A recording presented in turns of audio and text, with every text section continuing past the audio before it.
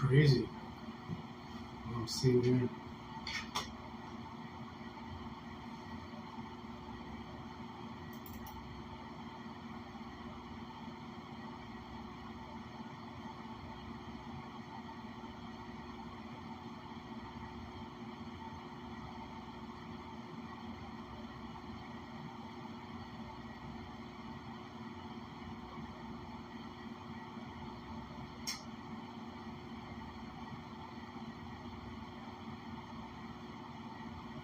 What's up, Effing?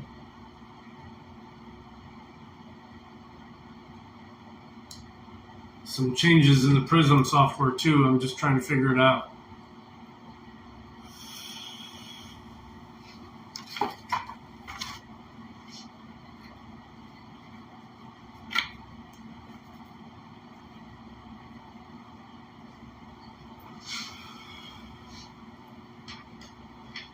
Ouch.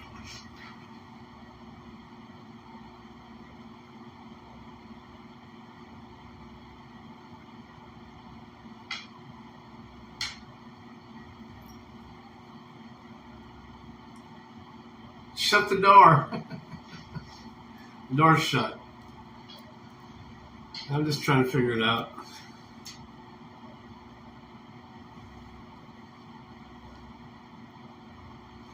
No big deal.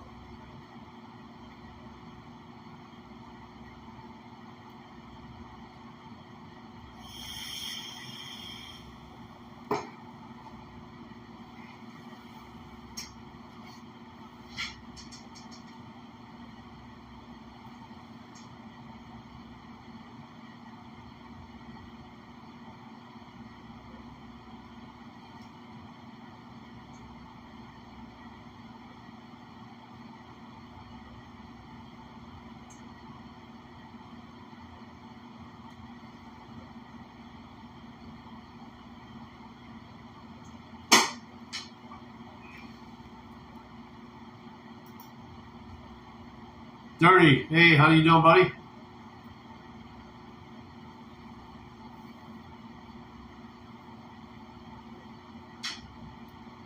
What the fuck's this?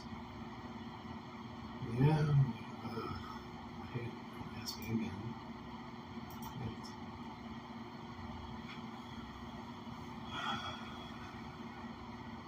I get one smart once in a while. I don't want to be smart anymore.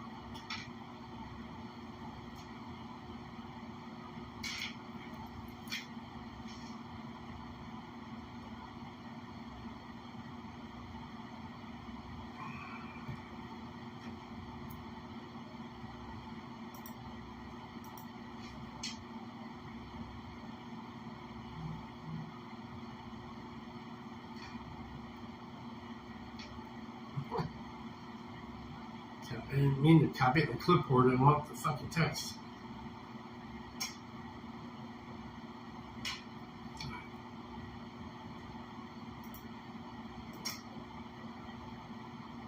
It's too late for me.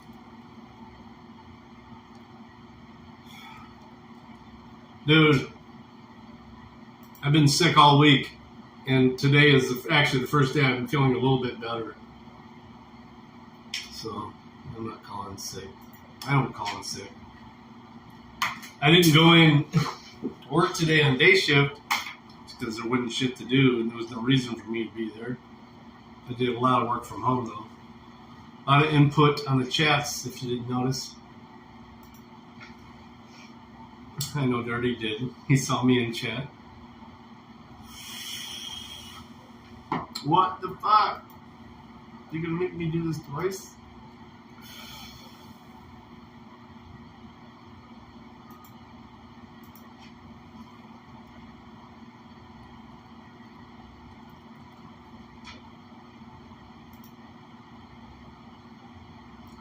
Confirm this shit.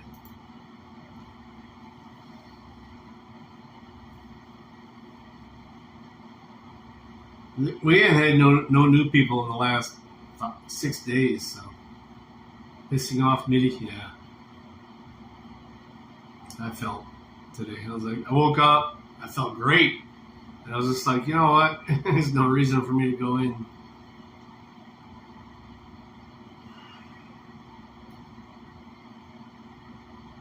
You guys are cool as fuck. We're going to try and get some good audio going for you guys either way.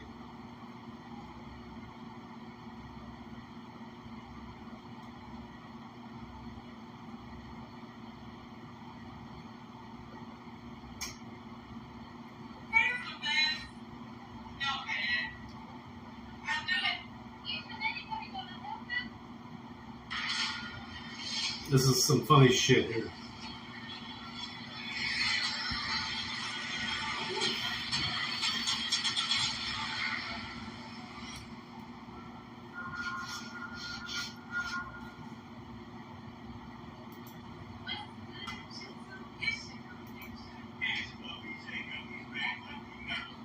Ah.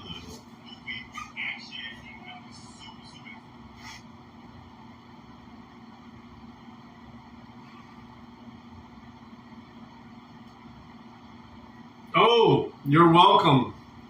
Malice and Brett Weinstein. Hell yeah.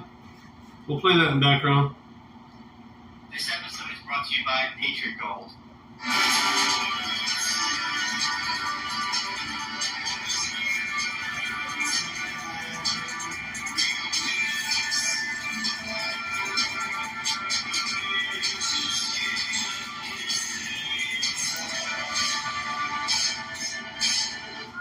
My AG1 has helped me a lot.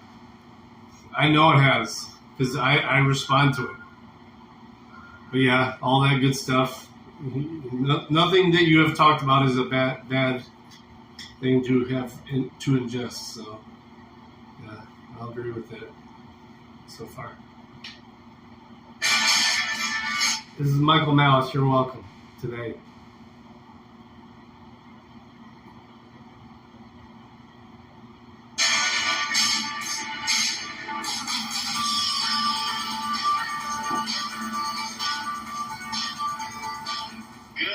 Michael Malice here. Let them be your welcome for the next hour. Guys, I am actually giddy at our next guest. We have with us Brett Weinstein, co-host of the Dark Horse podcast, co-author of The Hunter-Gatherer's Guide to the 21st Century. I don't know if you noticed, by the way, I worked on a book called The Paleo Manifesto, which came out several years prior, and I learned a lot from that. We'll be talking about that a bit. People might know Brett because he had been a professor of evolutionary biology at Evergreen State, and then a lot of unpleasantness happened. And then you became associated with, for lack of a better term, the intellectual dark web. And I told you before we started recording that one of my favorite ways to troll people is to give them compliments that are sincere, because it makes them very uncomfortable. They don't know how to react. So here we go. I was in Florida recording for Peterson Academy, and it was taking a lot out of me. And Dave Rubin, our friend, is like, hey, let's grab dinner. Let me invite Brett. And I'm like, I don't like meeting people. I only knew Eric and I are both prickly people, and I'm like, I'm exhausted, I might have to be on, like, I don't know. I can't remember the last time I was as impressed with someone that I met as I was with you, and I'll tell people why. First of all, everything you had to say was both interesting and grounded in reality. It said some visceral, like tribal, well, Republicans bad, Democrats good. You were funny. You were engaging in that you were listening to everything both of us were saying, taking into account instead of waiting for your time to talk. You were open, about concerns that you had and didn't have a chip on your shoulder. You had the total package. So I was completely blown away by that dinner. I'm really glad to have you here on the show. And I'm sure your impression of me was less positive. Mine was of you, but that's fine. But the first thing I want to talk to you about is you have been one of the foremost people in public space talking about how the two-party system is broken, trying to find ways to maybe salvage it or fix it. And I saw very recently you were saying that you thought Robert Kennedy Jr. would be a good fit via the Libertarian Party to kind of fix what's went wrong in a quantum leap kind of way. I would love to hear you expound upon that. First of all, hey, thanks for having me. And with respect to my impression of you when we met, I thought you were okay. That's an upgrade from visual. Yeah, no, I'm just kidding with you. I had a great evening. I don't even think it was the wine. I think we would have did the same without the wine. But anyway, yeah, let's dive right in, right where you suggest. Talk about the destruction of our system at the hands of forces that are deeply uncomfortable, let's say, with the consent of the governed and have other plans for us. And my sense is that we have really two options on the table at this point for addressing that issue. One of them is Trump, who is clearly not of the machine, and the other is Bobby Kennedy Jr. And my sense is that I don't know if the system is actually rescuable. I don't have any reason to believe it's too late to do it, but I know that it's very late. We have ignored the problem for far too long.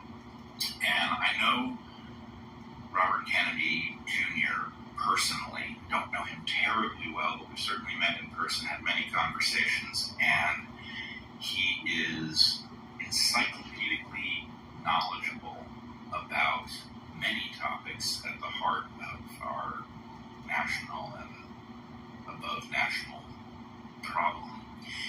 He is also deeply patriotic.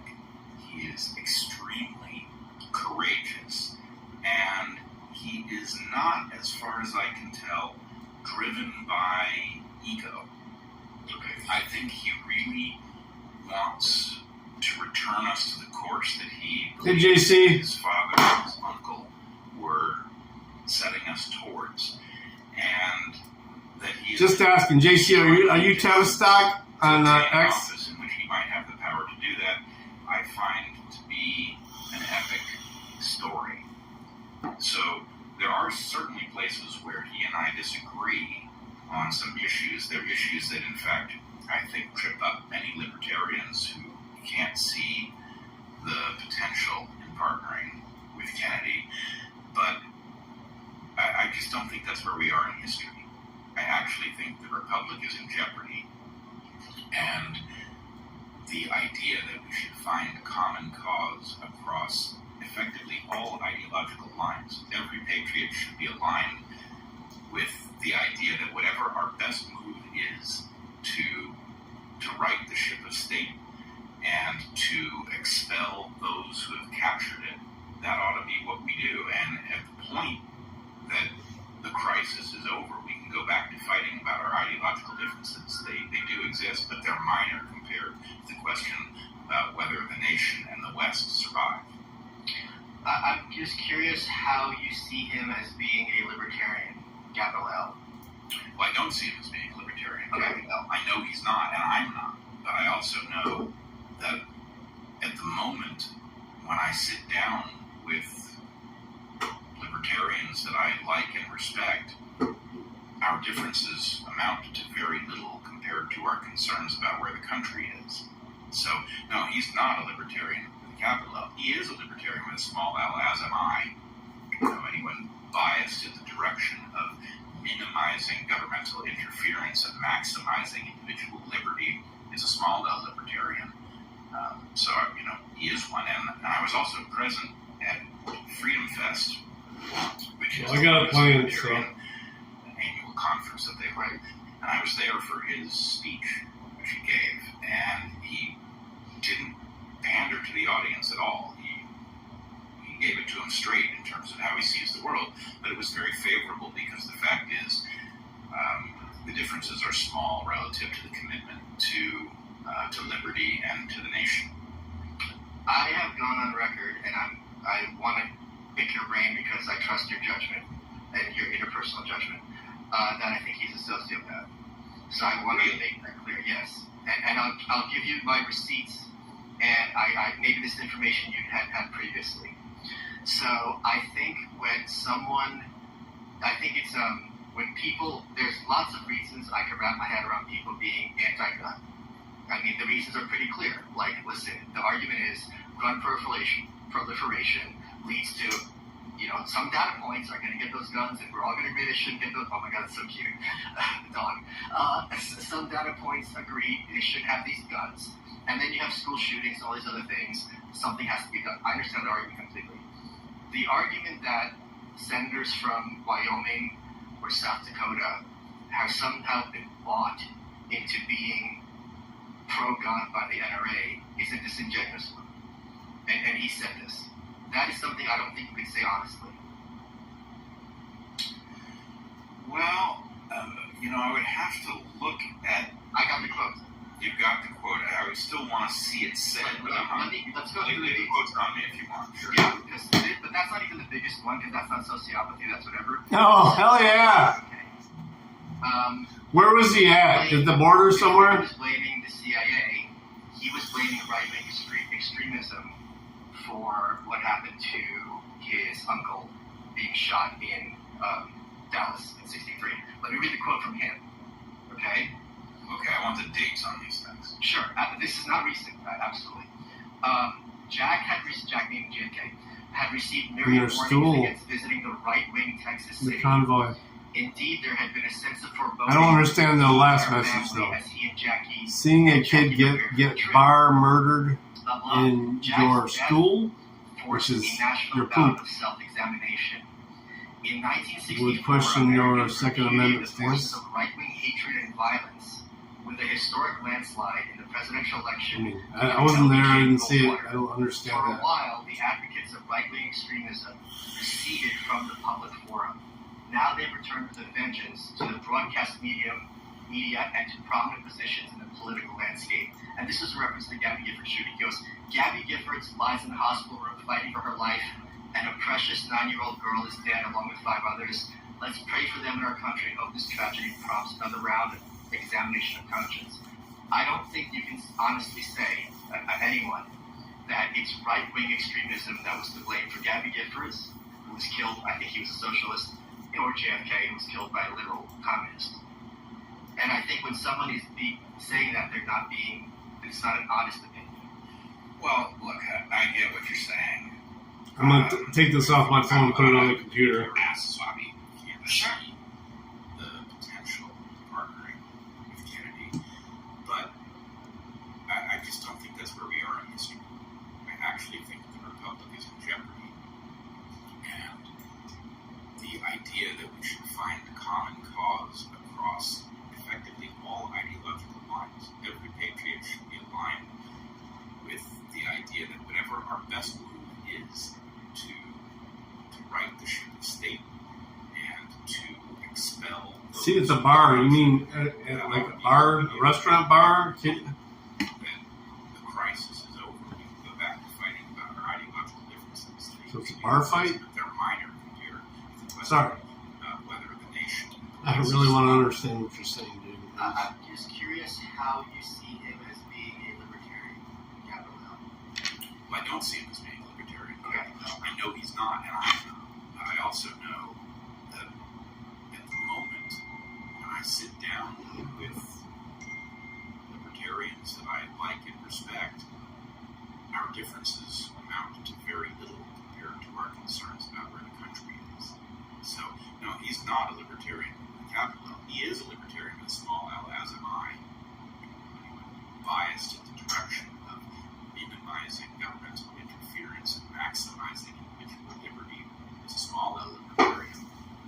So, he is one. And I was also present at Freedom Fest, which is the largest libertarian conference that they have. And I was there for his speech, which he gave.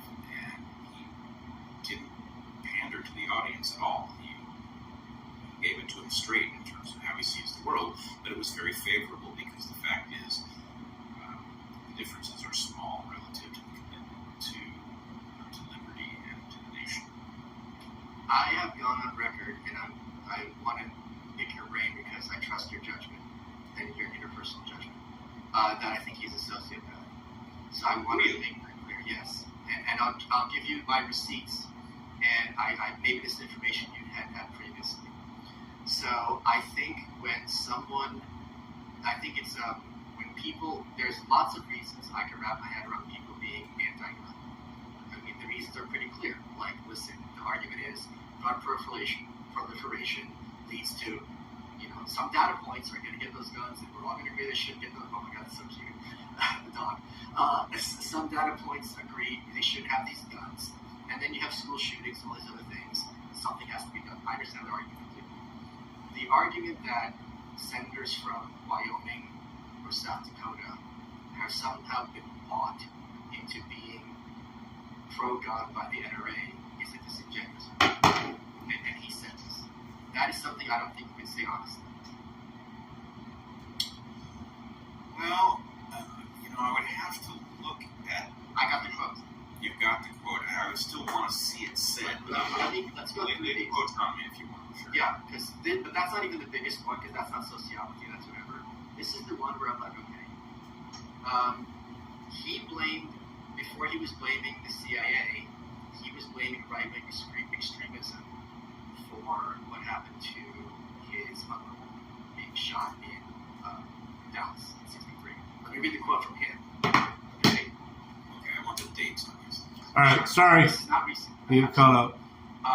Jack being JFK, had received myriad warnings against visiting the right-wing Texas city. Indeed, there had been a sense of foreboding even within her family as he and Jackie prepared for the trip. Jack's death forced a national bout of self-examination. In 1964, Americans repudiated